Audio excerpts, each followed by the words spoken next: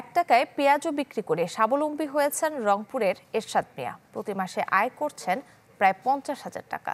তার দোকানে কাজ করেও কর্মসংস্থান হয় অনেকের।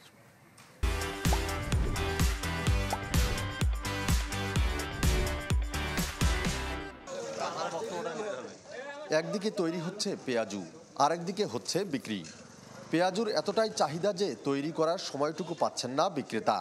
এত চাহিদা থাকা সত্ত্বেও প্রতি পিস পেঁয়াজুর দাম নেওয়া হচ্ছে মাত্র 1 টাকা। এই দৃশ্য রংপুর নগরীর লালবাগ বাজারে মোহাম্মদ এরশাদ মিয়ার দোকানের। তিনি জানান, দীর্ঘ 24 বছর ধরে পেঁয়াজু বিক্রি করছেন। শুরু থেকেই পেঁয়াজুর দাম রাখছেন মাত্র 1 টাকা। এতেই মাসে আয়ও করছেন মোটা অঙ্কের। তার দোকানে সৃষ্টিও হয়েছে কর্মসংস্থানের। সবই হয়েছে এই পেঁয়াজু বিক্রি করে।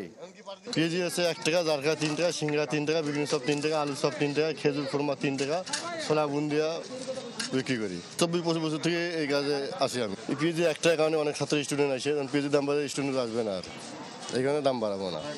এরশাদের দোকানে বর্তমানে পেঁয়াজের মতোই সুলভ মূল্যে পাওয়া যাচ্ছে সিঙ্গারা, চপ, বেগুনি, ছোলা ও বুন্দিয়া।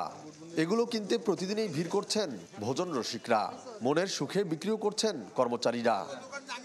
আসলে বর্তমান বাজারে যে দ্রব্যমূল্যের দাম বৃদ্ধি পাচ্ছে, সেখানে 1 টাকায় পেঁয়াজি পাওয়া যাচ্ছে। এটা একটা সাধারণ মানুষের জন্য অনেক সুবিধা হয়, যেখানে সাধারণ স্টুডেন্টরাও কিন্তু এখানে আসে খাইতে।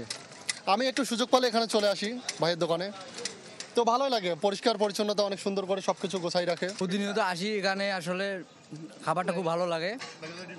আর বিষয় হলো যে যেখানে জানেন সব জিনিসের দাম বেশি, এখানে যে আসলে যে 1 টাকায় খরচ পাওয়া যায়, এটা হলো বিশাল ব্যাপার।